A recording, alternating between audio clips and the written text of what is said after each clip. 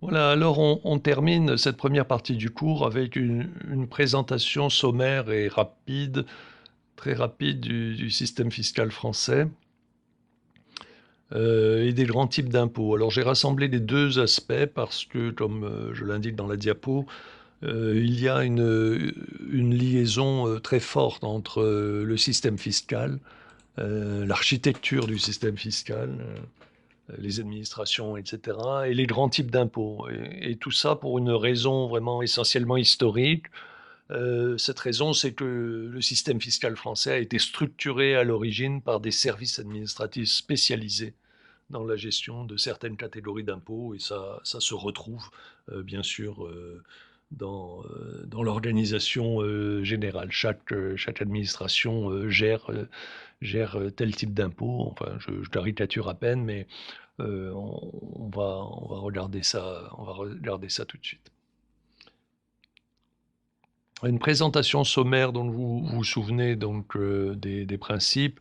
J'y reviens très rapidement, mais vous les avez à exposer sur la diapositive. Donc, le Parlement est le Parlement national est l'instance qui décide donc en votant le budget des lois fiscales, qui va décider de la fiscalité en votant le budget, après un débat budgétaire annuel. Donc vous vous souvenez, je ne le rappelle pas, c'est l'expression de la souveraineté nationale. Le gouvernement tient quand même les rênes, si on peut dire, puisque c'est lui qui propose, comme on l'a vu, le projet de budget et donc les règles fiscales la plupart du temps, et qui ensuite les exécute. Donc là, il y a un aspect de conduite en tandem, si vous voulez, de la fiscalité par le Parlement et le gouvernement, ou le gouvernement et le Parlement.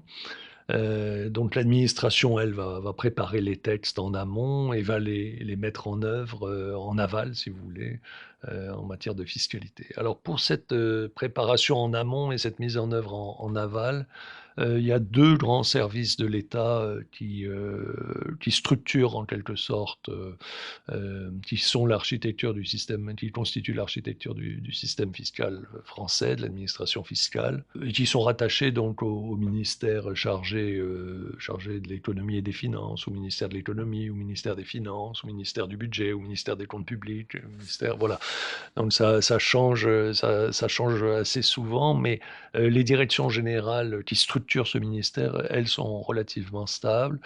On a donc en administration centrale, en pratique, ce qu'on appelle, pour appliquer ces principes, la direction générale des finances publiques euh, et la direction générale des douanes et des droits indirects qu'on évoquait. C'est la partie droits indirects qui nous occupe. Alors, la Direction générale des finances publiques, elle est de création récente, en fait, hein, elle date de 2008.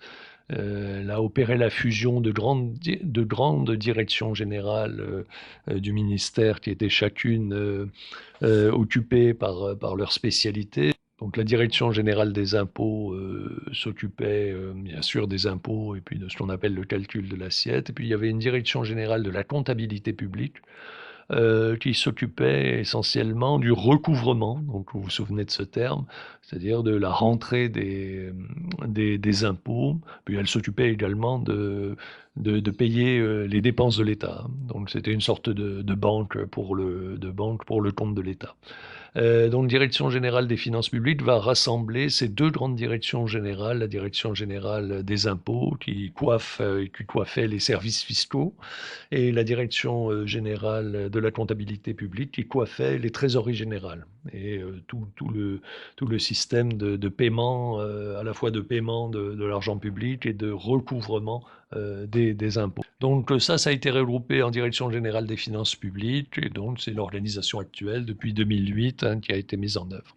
Et puis on a une direction générale des douanes et droits indirects qui a une vocation traditionnelle donc de contrôle aux frontières et des marchandises, hein, pas des personnes. La fonction de contrôle aux frontières n'est pas une fonction fiscale, hein, c'est une fonction purement douanière. Et puis il y a une fonction liée aux impôts avec les droits indirects que j'ai évoqués, donc sur les tabacs, les alcools, les carburants, l'énergie, etc., etc., et d'autres fonctions. Voilà, donc la structure, l'architecture du système, c'est celle-là, très, très, très rapidement. J'ajoute que les services de la Direction générale des finances publiques, la DGFiP, les services de la Direction générale des douanes et droits indirects, la DG Douane, sont représentés sur le terrain, en région, en département, etc., par des services qu'on appelle des services déconcentrés. Alors l'organisation n'est pas nécessairement départementale, elle est un peu particulière pour chaque direction générale, et en particulier pour les directions générales des douanes, qui possèdent des interrégions, hein, par exemple Antilles-Guyane, etc. Voilà sur ces aspects. Alors, je vous présente maintenant très, très rapidement les tableaux, alors excusez, les tableaux des grands types d'impôts en France, hein, pour terminer cette première partie. Alors voilà, d'abord une représentation, je ne vais pas vous faire de commentaires autres que sur la forme. 4 tableaux qui représentent donc les impôts directs perçus par l'État pour l'État. Enfin, par l'État, oui, toujours, c'est toujours l'État qui perçoit, mais perçus pour l'État. Alors on a l'IRPP, l'IS qu'on connaît, un impôt récent, hein, qui est l'impôt de solidarité sur la fortune, qui s'appelait impôt sur les grandes fortunes, et qui a été modulé, modifié en 2018, qui est l'impôt sur la fortune immobilière, donc qui reformate un peu l'impôt de solidarité sur la fortune précédent. Des droits d'enregistrement, alors c'est par exemple quand il y a des mutations de propriété, etc. On met ça dans la catégorie de droits d'enregistrement. Alors le terme droit, ça veut dire taxe. Donc c'est une sorte d'impôt, et on les appelle droits. La cotisation sur la valeur ajoutée des entreprises également, on l'appelle cotisation, mais c'est un impôt. Alors, comme vous voyez dans les caractéristiques, c'est relativement simple. J'ai fait que 2 colonnes pour simplifier le tableau, bien sûr, en mentionnant la fixation du taux d'imposition, qui fixe le taux d'imposition et qui procède au recouvrement, hein. Donc cette notion qu'on avait déjà vue. Alors dans tous les cas que nous avons sur ce tableau, donc les impôts directs de l'État, c'est le Parlement qui décide et c'est la DGFiP qui opère le recouvrement. Donc pas de problème. Deuxième type de tableau, toujours les tableaux, toujours les impôts de l'État, mais cette fois des impôts indirects. Alors naturellement, j'ai figuré la TVA dont on a déjà un peu parlé. Alors la TVA, c'est le Parlement naturellement qui fixe le taux de TVA ou les taux de TVA, les personnes, les cas où on doit payer, les régions ou les secteurs où ça se paye, etc. Donc il y a plusieurs aspects, mais ça relève du Parlement national. Pour le recouvrement, ben, c'est la Direction générale des finances publiques, et plus particulièrement le service des impôts, qui opère le recouvrement après que les vendeurs aient perçu en quelque sorte la TVA auprès de leurs clients. Donc il y a un système en cascade. Pour les autres, hein, les droits sur les alcools, les taxes sur les produits énergétiques, etc., ben, c'est toujours le Parlement qui décide, bien sûr. Mais cette fois, on retrouve la compétence du service des douanes, donc pour assurer le recouvrement. Troisième tableau, ça représente la fiscalité locale, hein, comme on dit, on emploie le terme de fiscalité locale, donc c'est les impôts qui sont prélevés pour les collectivités territoriales. Et là, donc j'ai fait figurer les impôts directs, hein, selon le même schéma que précédemment. Et là, on voit donc différents types d'impôts avec différentes collectivités territoriales qui fixent le taux d'imposition. Alors tout ça, c'est cadré au niveau du Parlement, bien sûr. C'est-à-dire que les collectivités territoriales ne peuvent pas faire ce qu'elles veulent. Elles ont des fourchettes, je dirais, d'imposition qui sont entre lesquelles elles peuvent jouer.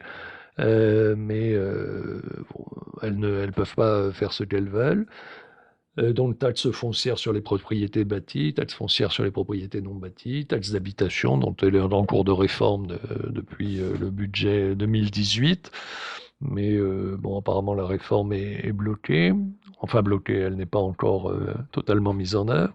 Et cotisation foncière des entreprises, la CFE, donc qui est perçue au profit des collectivités territoriales. Alors, on voit, ce sont les communes, les départements, dans certains cas, les communautés de communes ou communautés d'agglomération et les régions qui fixent un taux. C'est la DGFiP qui recouvre. Dernier tableau, donc toujours l'argent, la fiscalité locale, mais au titre des impôts indirects. Donc là, on a quelques particularités qui, pour l'essentiel, ne concernent que les douanes, que l'outre-mer. Alors j'ai fait figurer essentiellement l'outre-mer, que l'outre-mer. Donc les droits sur les tabacs qui sont nationaux en France hexagonale sont prélevés au profit des départements qui en fixent le taux. Ils sont prélevés par les douanes. La taxe spéciale sur les produits pétroliers également. Alors ça compense le transfert du réseau routier national, hein, au début des années 2000. Le réseau routier national, les routes nationales gérées par l'État ont été transférées à la région. Et pour l'entretien des routes, en particulier des routes nationales, l'État a fait glisser en quelque sorte une partie de la taxe sur les produits pétroliers, l'ancienne taxe intérieure sur les produits pétroliers, la TIPP, l'a fait glisser sur les régions. Et c'est les douanes qui perçoivent. Taxe communale et départementale sur la consommation finale d'électricité. Là, c'est les communes et départements qui fixent le taux et c'est les douanes qui perçoivent. Et puis l'octroi de mer, c'est les régions qui fixent le taux et les douanes qui perçoivent. Donc l'octroi de mer est à cheval entre la notion d'imposition et la notion de droit de douane. C'est considéré comme un droit de douane un droit de douane intérieur pour l'Europe. Mais en pratique, c'est considéré comme un impôt. En pratique et en droit, c'est considéré comme un impôt non, pour nous, enfin pour la fiscalité française. Voilà donc sur ces aspects. On a terminé donc la deuxième sous-partie de la première partie. Donc on a terminé cette première partie qui était consacrée aux principes généraux de fiscalité. Donc on va aborder maintenant la deuxième partie du cours. Dans cette deuxième partie du cours, nous aborderons la fiscalité des revenus des personnes physiques appliquées aux entreprises. Ça sera la première sous-partie de la deuxième partie. Et après, nous verrons la fiscalité des revenus des sociétés. Ça sera la seconde sous-partie.